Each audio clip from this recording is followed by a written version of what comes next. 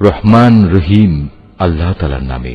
হে ঈমানদার লোকেরা, তোমরা নিজেরা যা অর্জন করেছ সে পবিত্র সম্পদ এবং যা আমি জমিনের ভেতর থেকে তোমাদের জন্য বের করে এনেছি তার থেকে একটি উৎকৃষ্ট অংশ আল্লাহর পথে ব্যয় করো।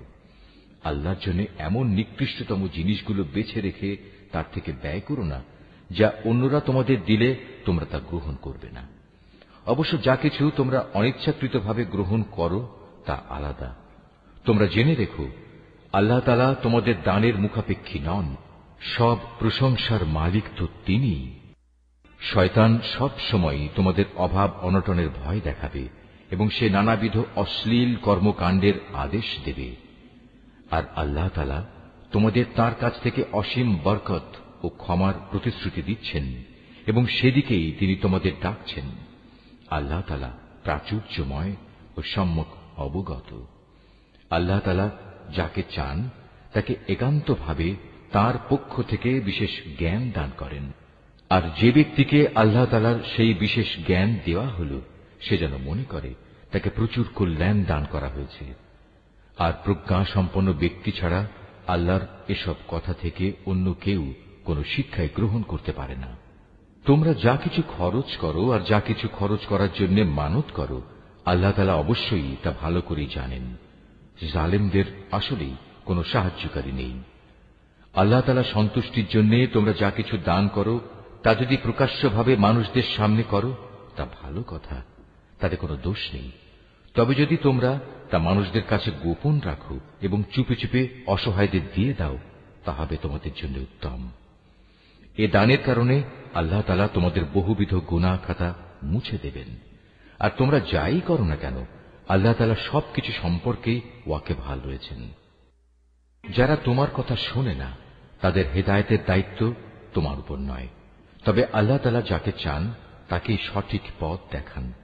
তোমরা যা দান সদকা করো এটা তোমাদের জন্যই কল্যাণকর, কারণ তোমরা তো এজন্যই খরচ করো যেন আল্লাহর সন্তুষ্টি অর্জন করতে পারো। তোমরা আজ যা কিছু দান করবে আগামীকাল তার পুরোপুরি পুরস্কার তোমাদের আদায় করে দেয়া হবে। সেদিন তোমাদের উপর কোন রকম জুলুম করা হবে না।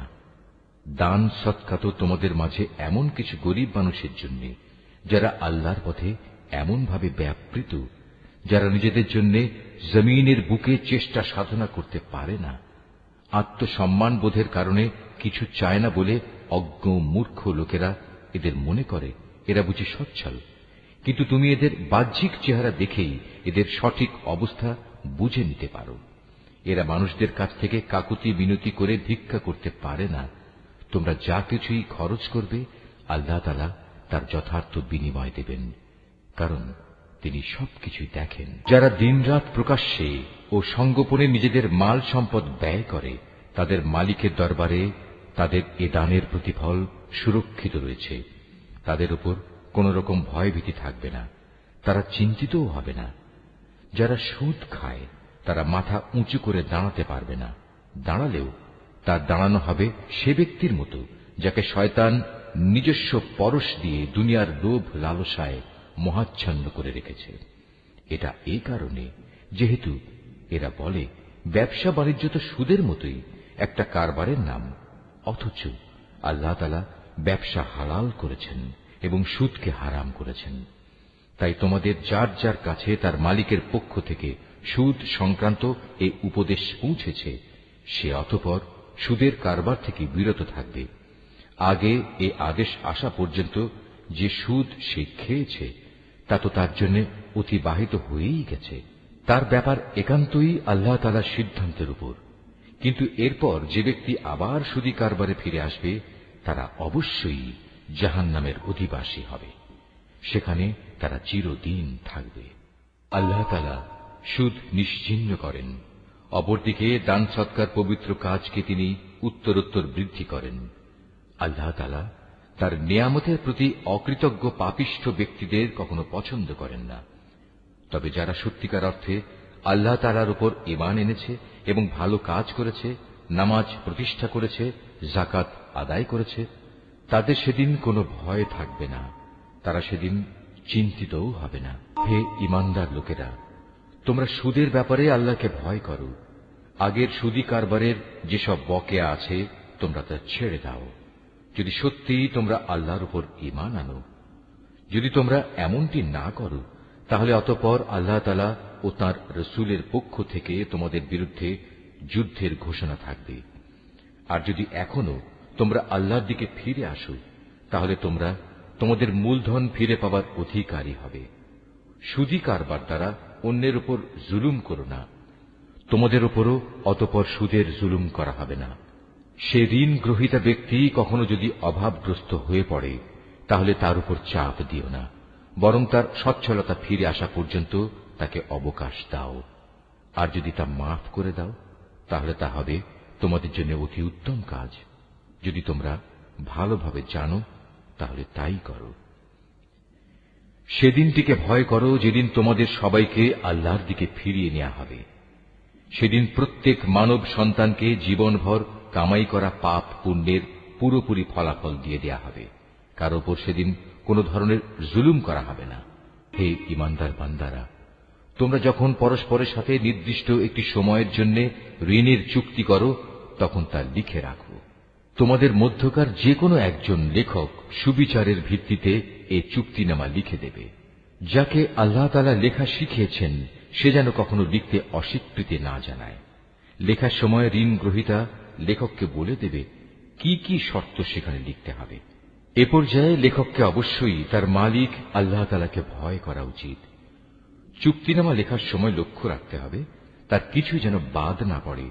যদি সে ঋণ গ্রহীতা অজ্ঞ, মূর্খ এবং সব দিক থেকে দুর্বল হয়, অথবা চুক্তিনামার কথাবার্তা বলে দেওয়ার ক্ষমতাই তার না থাকে, তাহলে তার পক্ষ থেকে তার কোনো অভিভাবক ন্যায়ানুগ পন্থায় বলে দেবে কি কি কথা লিখতে হবে। তদুপরি তোমাদের মধ্যে থেকে দুইজন পুরুষকে এ চুক্তিপত্রে সাক্ষী বানিয়ে নিও। যদি দুইজন পুরুষ একত্রে পাওয়া না যায়, তাহলে একজন পুরুষ এবং দুজন মহিলা সাক্ষী হবে, যাতে করে তাদের একজন ভুলে গেলে দ্বিতীয়জন তাকে স্মরণ করিয়ে দিতে পারে। এমন সব লোকদের মধ্যে থেকে সাক্ষী নিতে হবে যাদের উভয় পক্ষ পছন্দ করবে। সাক্ষীদের যখন সাক্ষী প্রদানের জন্য ডাকা হবে, তখন তারা তা অস্বীকার করবে না। লেনদেনের সময় পরিমাণ ছোট হোক কিংবা বড় হোক, দিনক্ষণ সহ তা লিখে রাখার ব্যাপারে অবহেলা করো না। এটা আল্লাহর কাছে ন্যায্যতর ও সাক্ষ্য দানের ক্ষেত্রে অধিক মজবুত ভিত্তির উপর প্রতিষ্ঠিত, এবং পরবর্তীকালে যাতে তোমরা সন্দিগ্ধ না হও তার সমাধানের জন্যও এটা নিকটতর পন্থা। যা কিছু তোমরা নগদ হাতে হাতে আদান প্রদান করো, তা সব সময় না লিখলেও তোমাদের কোনো ক্ষতি নেই। তবে ব্যবসায়িক লেনদেনের সময় অবশ্যই সাক্ষী রাখবে। দলিলের লেখক ও চুক্তিনামার সাক্ষীদের কখনো তাদের মত বদলানোর জন্য কষ্ট দেয়া যাবে না। তারপরেও তোমরা যদি তাদের এ ধরনের যাতনা প্রদান করো, তাহলে জেনে রেখো তা হবে তোমাদের জন্য একটি মারাত্মক গুনাহ। এ ব্যাপারে আল্লাহ তাআলা তোমাদের সব কিছুই শিখিয়ে দিচ্ছেন, কেননা আল্লাহ তাআলা সব কিছুই জানেন। যদি তোমরা কখনো সফরে থাকো এবং এ কারণে ঋণের চুক্তি লেখার মতো কোনো লেখক না পাও, তাহলে চুক্তি লেখার বদলে কোনো জিনিস বন্ধক রেখে দাও। যখন তোমাদের কোনো ব্যক্তি অপর ব্যক্তিকে কোনো বন্ধকি জিনিসের ব্যাপারে বিশ্বাস করে, এমতাবস্থায় যে ব্যক্তিকে বিশ্বাস করা হয়েছে তার উচিত সেই আমানত যথাযথ ফেরত দেয়া এবং আমানতের ব্যাপারে আল্লাহ তাআলাকে ভয় করা, যিনি তার মালিক। তোমরা কখনো সাক্ষ্য গোপন করো না। যে ব্যক্তি তা গোপন করে, সে অবশ্যই অন্তরের দিক থেকে পাপিষ্ঠ সাব্যস্ত হয়। বস্তুত আল্লাহ তাআলা তোমাদের যাবতীয় কাজকর্মের ব্যাপারে সম্যক অবগত রয়েছেন। আসমান জমিনে যা কিছু আছে তা সবই আল্লাহ তাআলার জন্য। তোমরা তোমাদের মনের ভেতরে যা কিছু আছে তা যদি প্রকাশ করো কিংবা তা গোপন করো, আল্লাহ তাআলা একদিন তোমাদের কাছ থেকে এর পুরোপুরি হিসাব গ্রহণ করবেন। এরপর তিনি যাকে ইচ্ছা তাকে মাফ করে দেবেন, আবার যাকে ইচ্ছা তাকে তিনি শাস্তি দেবেন। আল্লাহ তাআলা সব কিছুর উপর ক্ষমতাবান। আল্লাহর রসূল সে বিষয়ের উপর ঈমান এনেছে যা তার উপর তার মালিকের পক্ষ থেকে নাযিল করা হয়েছে, আর যারা সে রসূলের উপর বিশ্বাস স্থাপন করেছে তারাও সে একই বিষয়ের উপর ঈমান এনেছে। এরা সবাই ঈমান এনেছে আল্লাহর উপর, তাঁর ফেরেশতাদের উপর, তার কিতাব সমূহের উপর, তার রসুলদের উপর। তারা বলে, আমরা তার পাঠানো নবী রসুলদের কারো মাঝে কোন রকম পার্থক্য করি না। আর তারা বলে, আমরা তো আল্লাহর নির্দেশ শুনেছি এবং তা মেনেও নিয়েছি। হে আমাদের মালিক, আমরা তোমার ক্ষমা চাই এবং আমরা জানি আমাদের একদিন তোমার কাছেই ফিরে যেতে হবে। আল্লাহ তাআলা কখনো কাউকেই তার শক্তি সামর্থ্যের বাইরে কোনো কাজের দায়িত্ব চাপিয়ে দেন না। সে ব্যক্তির জন্য ততটুকু বিনিময় রয়েছে যতটুকু সে এ দুনিয়ায় সম্পন্ন করবে। আবার সে যতটুকু মন্দ দুনিয়ায় অর্জন করেছে তার উপর তার ততটুকু শাস্তি পতিত হবে। অতএব হে মোমেন ব্যক্তিরা, তোমরা এই বলে দোয়া করো, হে আমাদের মালিক, যদি আমরা কিছু ভুলে যাই, কোথাও যদি আমরা কোনো ভুল করে বসি, তার জন্য তুমি আমাদের পাকড়াও করো না। হে আমাদের মালিক, আমাদের পূর্ববর্তী জাতিদের উপর যে ধরনের বোঝা তুমি চাপিয়েছিলে তা আমাদের উপর চাপিও না।